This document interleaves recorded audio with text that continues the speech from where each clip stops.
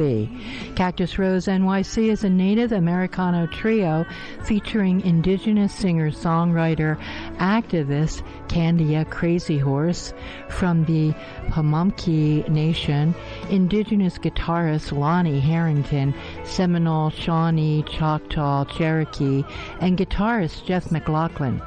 Since the release of her critically acclaimed debut, Stampede, which you're hearing in the background, a track from, Candia has graced stages with Cactus Rose NYC, including performing at the Brooklyn Americana Music Festival, the Another Country Festival, the Grand Ole Echo, S by SW, Make Music New York Festival, and beyond.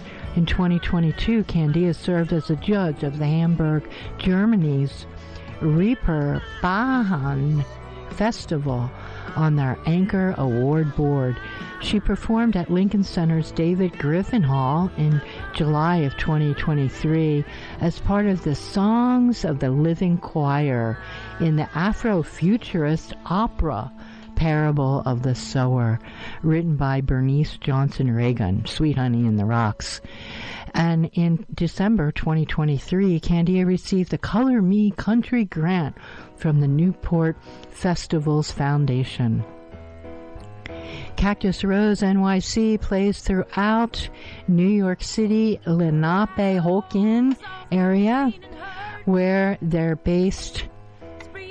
And on May 3rd, 2024, Cactus Rose NYC headlined the Oberlin Folk Festival in Oberlin, Ohio. Wow. Just an amazing lineup of work. And Candia is going to be joining us shortly. So let's sit back and listen to a little bit more of her music. This is a song called Seen and Heard, and then coming up is Quartz Hill. So stay with us while we get Candia on the air.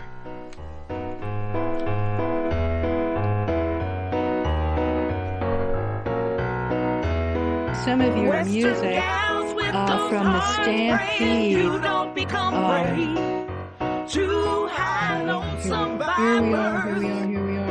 From the Stampede album. And we also played Seen and Heard. I think that was recorded in New York City. I want to welcome you to our show. I'm so happy you're here with us. Thank you for being here. Welcome, Candia.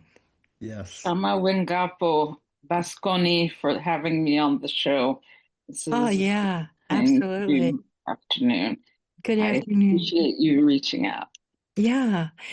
You've been busy. You've been on tour and playing at a number of places around the city recently in the last months. Can you tell us a little bit about your tour and where you played? The tour was opening for the artist Valerie June, who's a good friend of mine. It was her Owls, Omens, and Oracles tour, and we accompanied her on dates through the Northeast, starting with Town Hall in Manhattan. We also played in Norwalk and in Albany and in Boston. Wow, good for you. So tell me, what was your favorite song to play? What were you playing, her music or some of your own?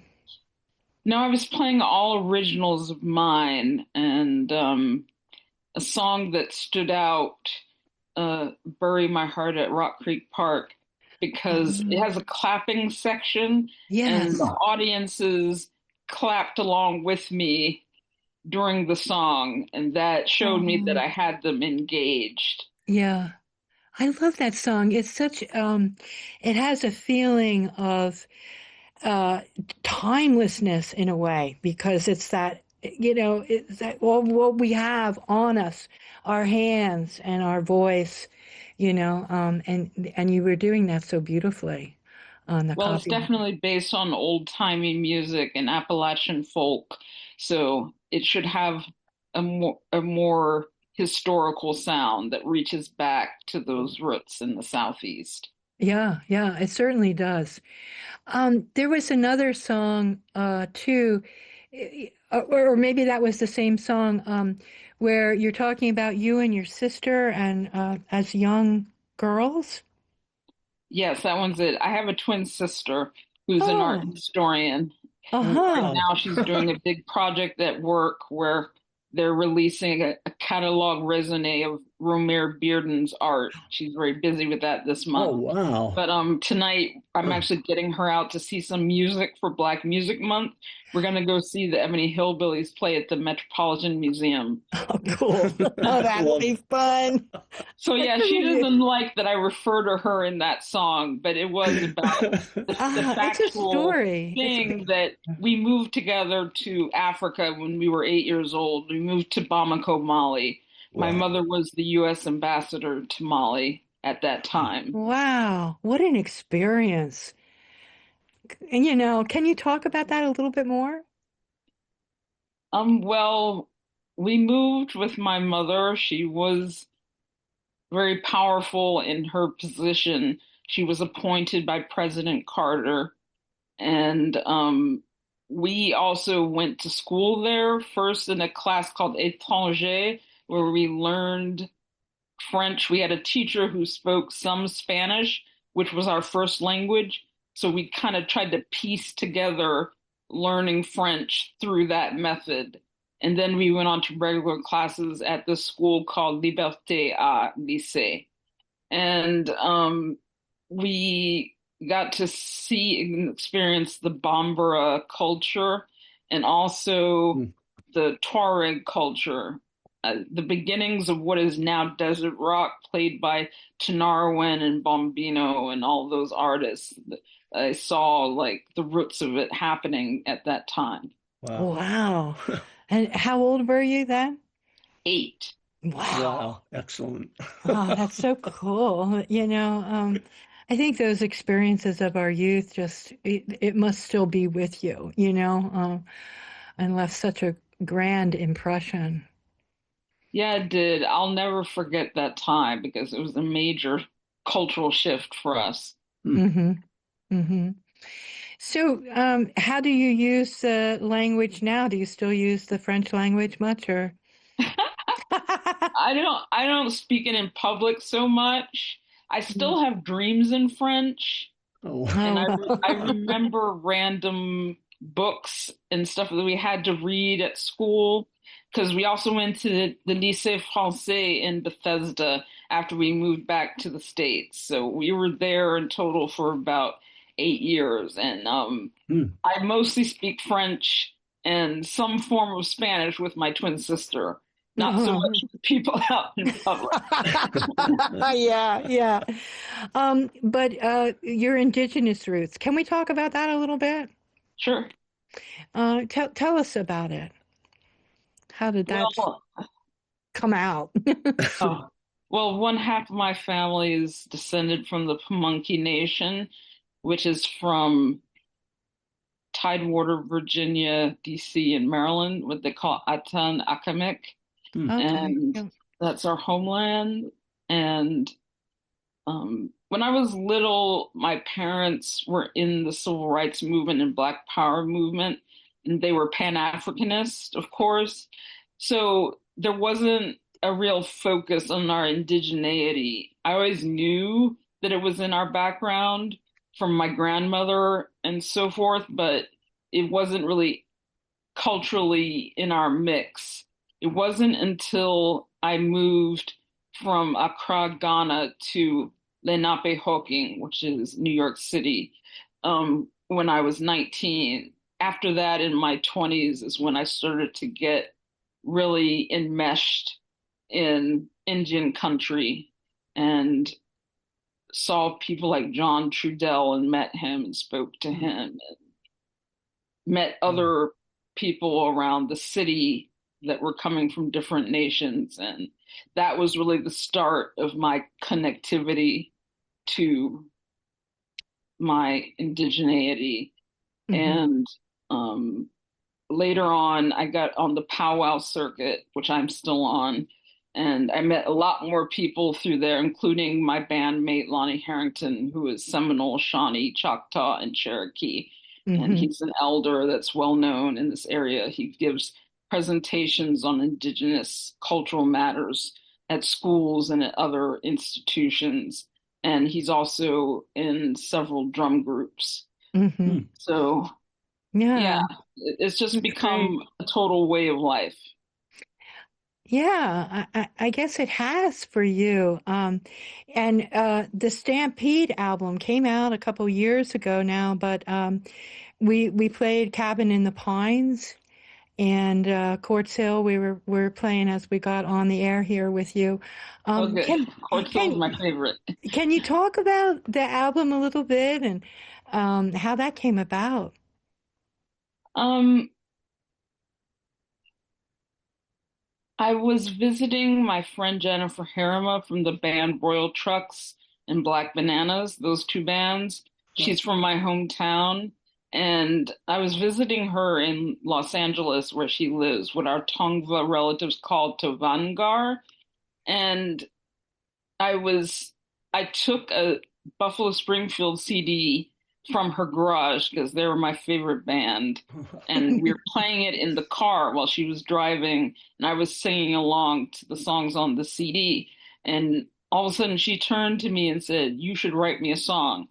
And before that, it had never occurred to me to write songs, and it didn't occur to me to have a music career either. It had never been in my plan. When I was a little kid, the closest to that I came was that I wanted to be a record producer like my honorary uncle Jerry Wexler when I grew up. yeah. So after she said that, I wrote the song that was the original form of California, the song that opened Stampede.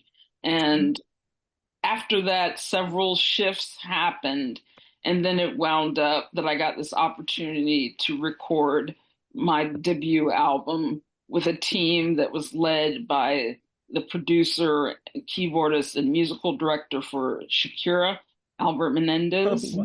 and Wow. a bunch of his musician friends that were mostly Cuban Mm-hmm. and based in Miami. The record was done in Miami at Cherokee Studios, and aptly named.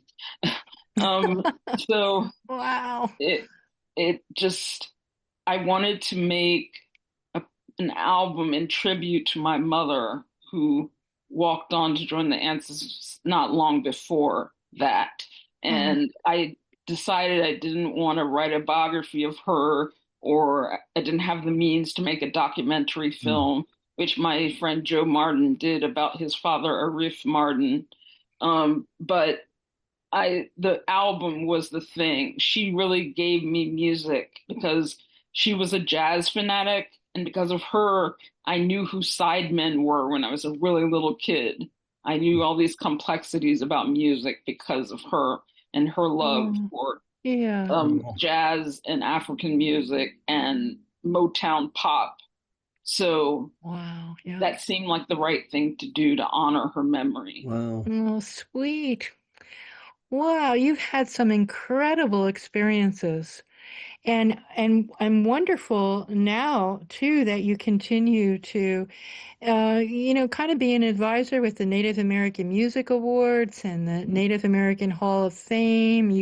You sit on their boards and No, I don't sit on the boards. you I vote for the Rock and Roll Hall of oh, Fame, all right, cool. and then I was also selected to vote with the advisory board for the Native American NAMIs. Uh-huh. And but no, I'm not a board official. Sorry if there was confusion about Yeah, that. well, that's okay. Yeah, yeah, but you do vote for them. You're asked to use your professional expertise, which is like a lifetime of achievement for you, Yeah, I was Good for also on you. the anchor board of the Reeperbahn Festival in Hamburg, Germany. I was Yeah. employed to vote for that year's artists, Huh. and so that's another experience I've had in that realm. Yeah. Hmm. Yeah. And I'm sitting here, Candace, thinking all these influences that have come to you throughout your life. Uh, I'm just sitting here thinking they were meant to be. Oh, yeah. Yeah. That's great sentiment. Mm-hmm. Mm-hmm. And you continue on by, sharing your music with your friend who was on tour. And wow, I'm just so impressed with the music and how you just like keep moving forward and in all these different ways. So it makes me want to ask, what's coming up next for you? Oh boy. Can we have a little preview? What can we expect? Are you working on some new music or? Well, more immediately, we're going to debut at the Porch Stomp 2025 Festival on Huh. Pagank, which is the native name of Governor's Island, Huh. on June 21st. So, Oh, the beautiful. Coming right solstice up. performance Yeah. is perfect timing for Black Music Month, which Yeah. we're Yeah. in June. And after that, we're trying to get bookings solidified for the remainder of the year and into next year. I have been writing lately after having a dry spell of writing songs. This past week, some ideas that seem promising have come to me that I have to flesh out.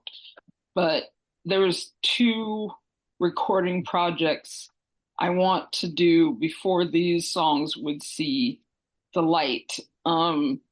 And I don't have the funding to do them. I've applied for grants in vain, so I'm hoping maybe somebody out there listening will be interested in funding these projects. The Mm. first is an album, Native Americana, which is comprised of songs that I've already written, Mm-hmm. some of which are on our EP, Live from Lenape Hawking Field recordings.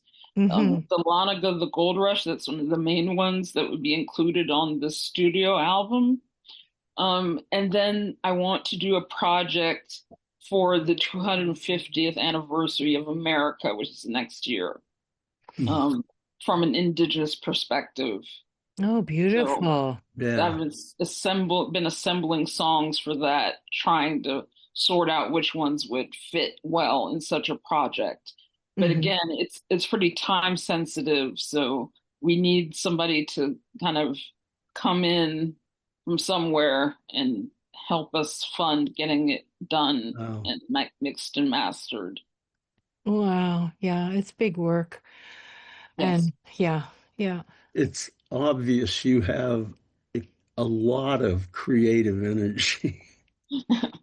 Yeah, it's I hope beautiful to so. see. It's got to carry me through. Yeah. Oh, I'm sure it will. Um, and I love that you with with your sister, you continue to explore and experience different musical venues. Hmm. Cool, very cool. Yay.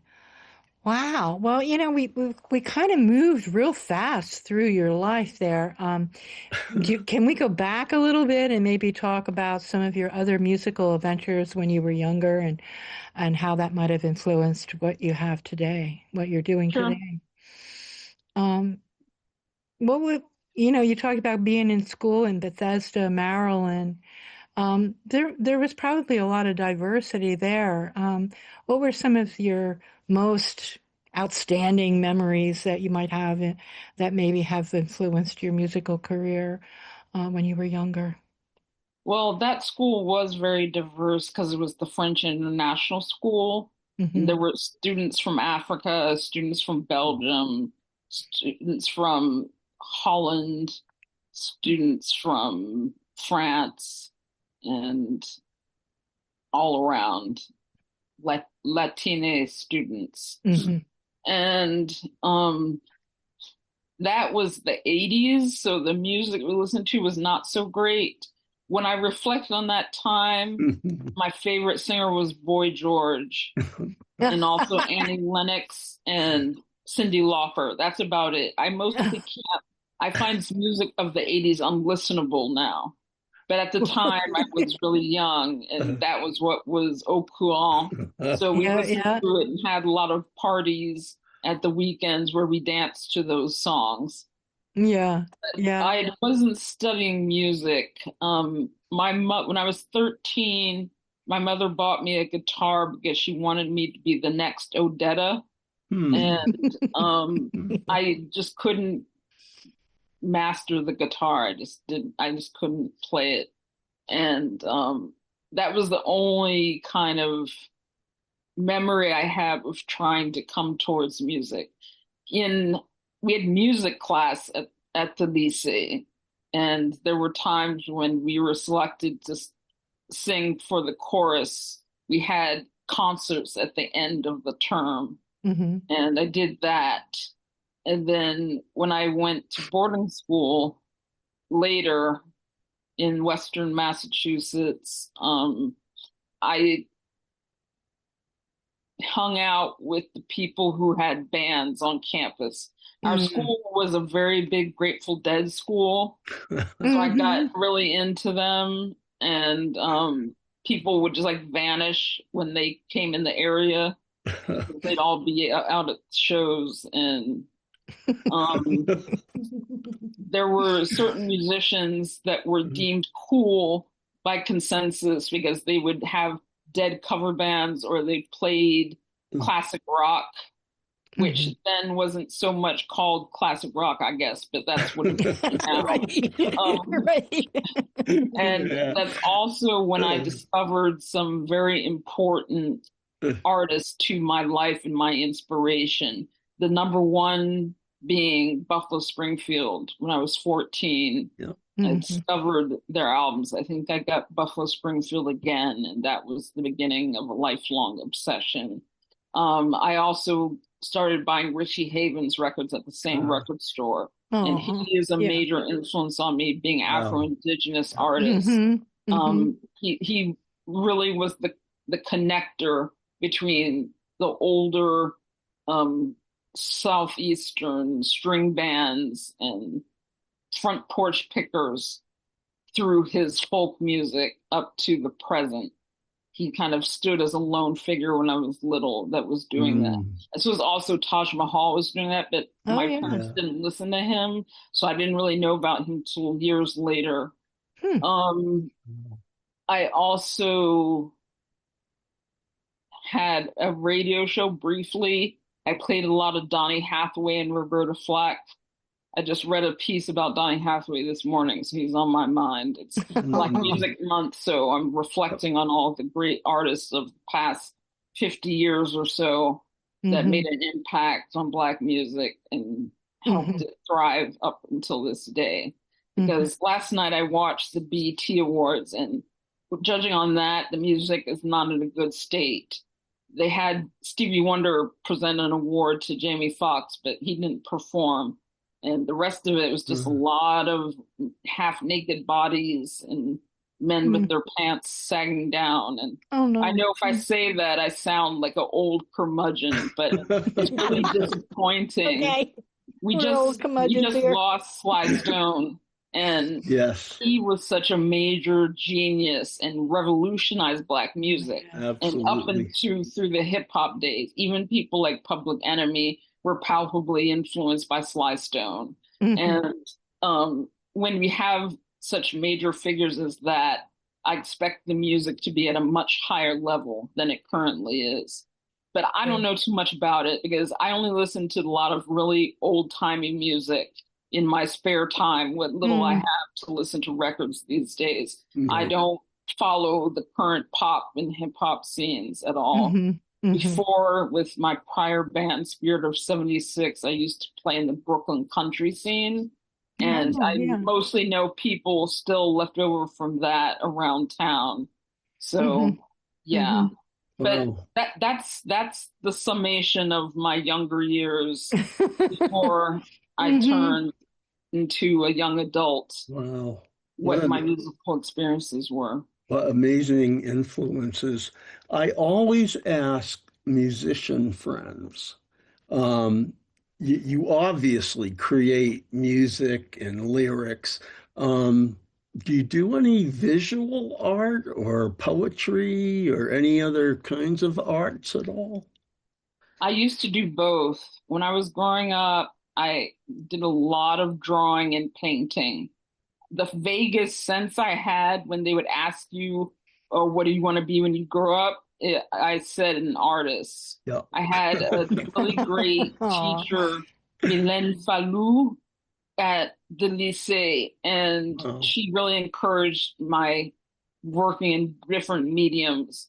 And I really did want to do that. I did also write poetry. Sometimes it was required in class, but then I started writing a lot on my own. Hmm. But the art was more prevalent up to the point where when I moved from Ghana at Hmm. 19 to Lenape, I went to art school, the School of Oh, Visual wow. Arts, Oh, and Okay. I yeah. wanted to major in painting, but I didn't have a portfolio ready, Yep. so I majored in Huh. film, and I took basically a minor in photography. So I Wow. was very centered around the visual arts. I did well enough that I was considered at one point to work for Robert Frank, who did The Nice. Americans, and I met him and got to know him Wow. somewhat, and Amazing. that's the kind of stuff that I was involved in before I got involved in music as a profession Huh. Hmm. and centered around music. Now, what about your sister? Does she do visual art or is she just a Yes, she historian? does. Oh, wow. She Okay. also was very good at photography. Most of my band shots, she takes them. Oh, sweet. And That's terrific. Huh. yeah, she's really good photographer. I wish she would have considered it as a profession, but she's too retiring somehow for that. But yeah, with her job, she's dealing with Hmm. paintings every week. Wow. Yeah. And we're going to see the Black Dandy show at the Met tonight that's up and has been getting all this attention before we see the Ebony Hillbillies. So I'm going to venture into her world a bit. She used to work at the Wow. Met. Oh, wow. Okay. You Wow. both are fascinating. Hmm. Does she sing at all with you, or? No, one time we played in the Lower East Side. She sang on, I think it was on Quartz Hill, that song. Hmm. And that was the only time. I've never been able to get her to do it again. I really Oh, wish I could have a family band. I oh, mean, yeah, yeah. we don't have all these other relatives. On my mother's side, we're the last of me and my great aunt, who's 100 years old, Wow. are the last of my mother's family. So I really wish we could have a family band Oh. and have those close sibling harmonies that Hmm. people get to experience when they're related. Hmm. Yeah. Oh, wow. Wow. What a story you have. Yeah. It's really It's great. I it's love it. fun to hear. Yeah. Yeah. So, Rock Creek Park, tell us about Rock Creek Park. Where is It, that? And, it's bury in my heart at Rock Creek Park. Okay. it's in DC. It's a Okay. park. We lived in our neighborhood, which was Adams Morgan.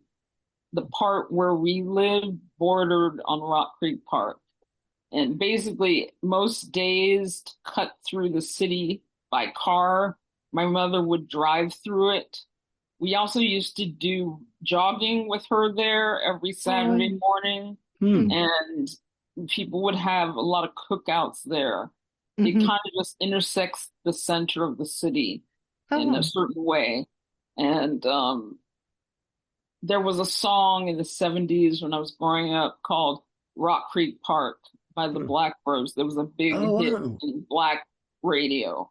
Yep. And Huh. all of that I was thinking about when I decided to write a song that referenced me and my sister at Mm-hmm. that age, Mm-hmm. moving forth abroad. The song is about living abroad and missing the indigenous cultures in our homeland at the Mm-hmm. same time. So Mm-hmm. it's a yearning for that. Mm-hmm. And that's what the lyrics describe. I just had a vision of you running around the park, snagging a steak as you go by. Okay, moving right along. Okay. Great. Uh, Oh, uh, beautiful. yeah. Wow. I'm so impressed with you. You know what, getting to know you here a little bit more, and I um, I had some other thoughts about your album Stampede. It um, some of the songs that I heard that make me feel like you had that country western kind of thing going on, and I'm wondering, even a photo of you in a hat that was kind of western looking. What can you talk about that a little bit about that influence? There's definitely a country and western underpinning to all of my music.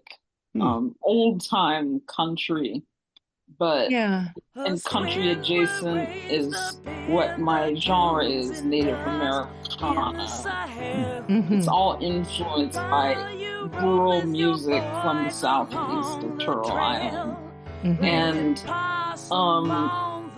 when I was growing up, my father was a big country fan. I used to shop for records with him every weekend and use all my allowance on albums. And through him and the clerks at the stores, I got exposed to different forms of music. And we would watch Hee Haw together for that show. And we'd watch country specials on TV. Yeah. With people like the Oak Ridge Boys and Barbara Mandrell and so on and so forth. But the main part of that influence comes from Los Angeles. There's a show up at the Country Music Hall of Fame right now called Western Edge. And then there's a subtitle, which I don't remember, but it's about country that happened in California.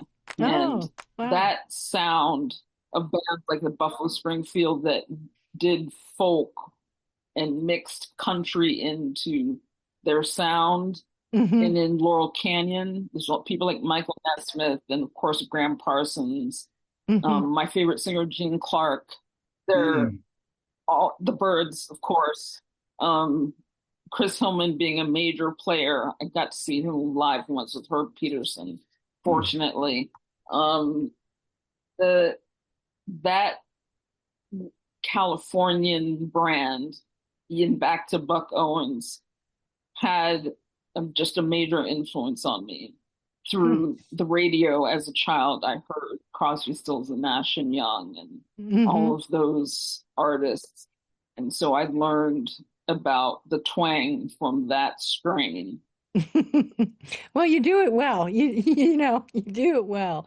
I enjoyed playing your music. We've been playing it at our shows the last couple of weeks, and so it's been fun to,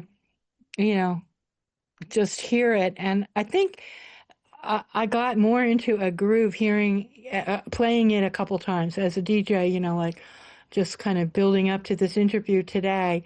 Made me realize, like the style, it's just so uniquely you. Before we go out, the title Stampede came from the title Stampede came from the Buffalo Springfield's Lost album, same name.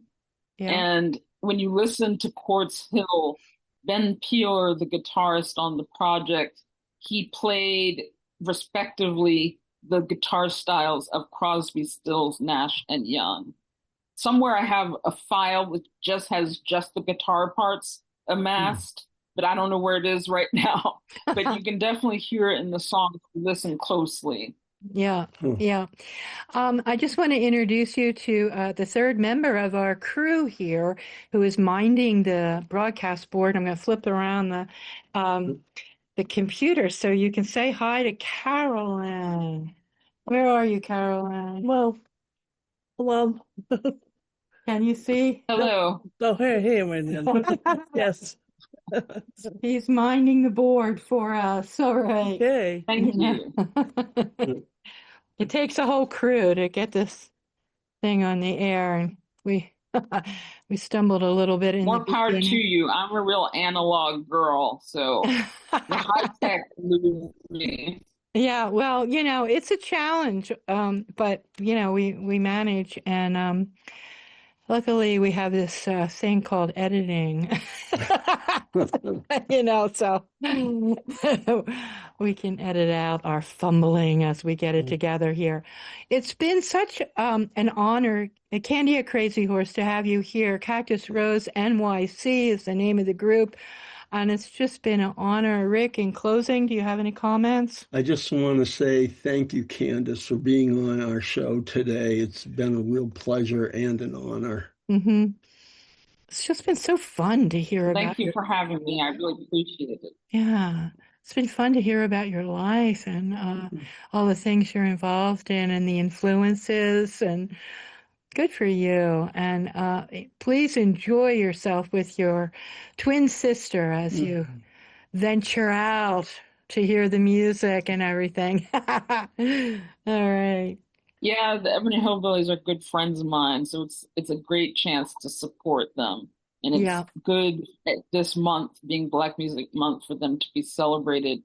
But it's also New York 400, the 400th anniversary of the city. So that's the rubric under which this show is being put on by the Jalopy Theater. So yeah, it's a timely chance to experience this. And can you tell our listeners your website so they can visit your website to hear more music? Yes, it's cactusroselovesyou.com is our official website. Okay. The best thing to do is to follow us on Instagram, which is at cactusroselovesyou. That's where we put the updates about our forthcoming shows and appearances and releases. And we have a YouTube channel. You can search by the name of the band. We also have a SoundCloud, which is kind of on the down low, but it's there, and you can hear more tracks there, some unreleased tracks. Oh, great. And, yeah, those are the main social media and sites that we have. We don't have a Facebook page. All right. Well, gosh, it's just been fun talking to you. Thank you so much. And we'll be making a little bit of, a podcast of the video and audio within the next week or so. Great. We'll share those links with you on your email and everything. And we hope you'll come back. Come back and visit us again. I'll look forward to it. This was really fun. Yes. Okay, Great good. to meet you. Nice Thanks to meet for you having too. me on. Yeah, and we'll be playing your music, so you'll still be with us. Great. Have a great day now. You too. Adio. Carolyn, you got a song for us? Yeah. Okay.